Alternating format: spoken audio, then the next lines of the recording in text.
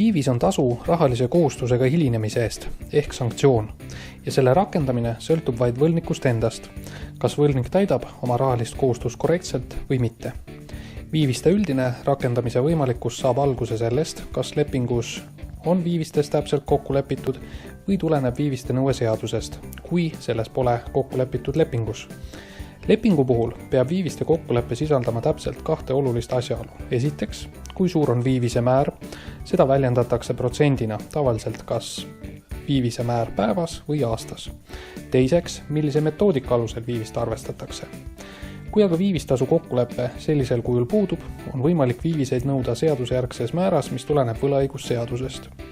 Viiviste nõue saab lisaks lepingule tuleneda ka näiteks jõustunud kohtuotsusest või vahekohtust otsusest tingimusel, et viiviste nõudmine peab olema otsuse tekstis sõnaselgelt välja toodud.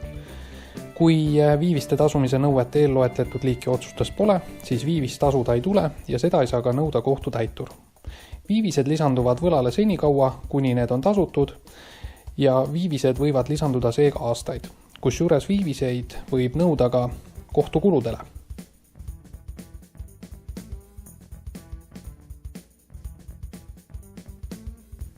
Tundub keeruline? Tegelikult mitte.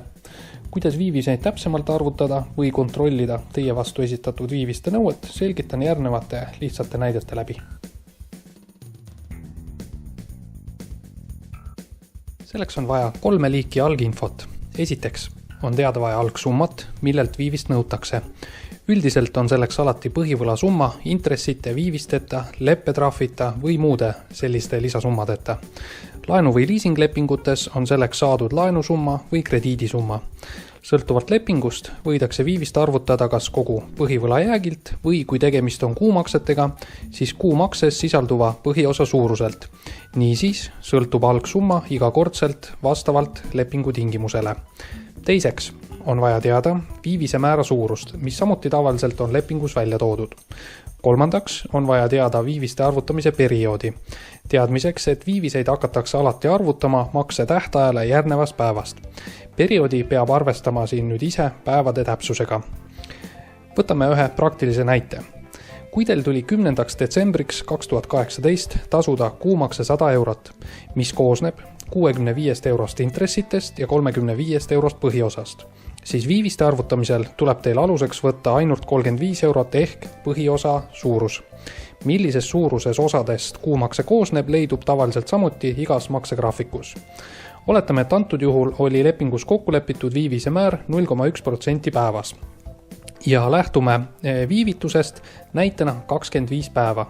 Lihtsustatud kujul on viivise arvutuseks järgmine valem. Põhivõla summa korda viivise määra protsent korda viivises oldud päevade arv. Aga teine näide. Kui tegemist ei ole kuumakse põhise kohustusega ja tasumisele määratud üks kindel summa üheks kindlaks tähtajaks. No näitena, et anti 1000 eurot laenu 2 kuu peale ja laen tuli tagastada 31. detsembriks 2018. Sellisel juhul tuleb arvutuse aluseks võtta vaid laenu põhiosa, mis hakkab koguma viiviseid. Oletame ka selle näite puhul, et tegemist on viivise määraga 0,1% päevas ja viivituse pikkus samuti 25 päeva. Ja praktiline näide.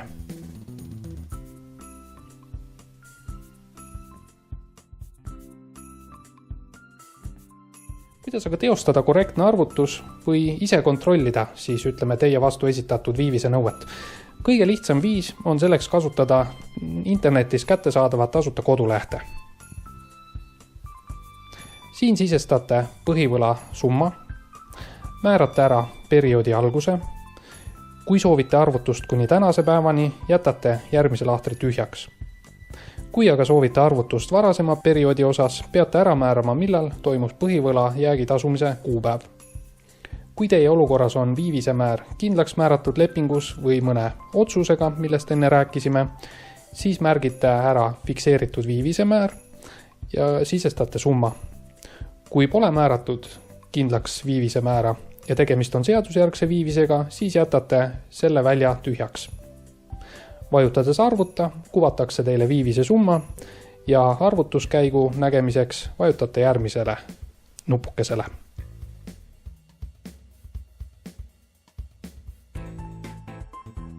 Kokkuvõtteks. Iga kord, kui teilt nõuab keegi viivist, tuleb seega tuvastada 3 olulist asjaolu. Esiteks, millest viivis tuleneb, kas selles on kokku lepitud lepinguga või on see seadusest tulenev.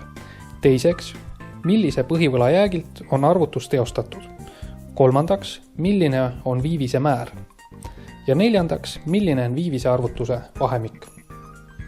Lisandunud viiviste arvutuse korrektsust saab igaüks nende näpunäidete järgi ise kontrollida. Tänan kuulamast!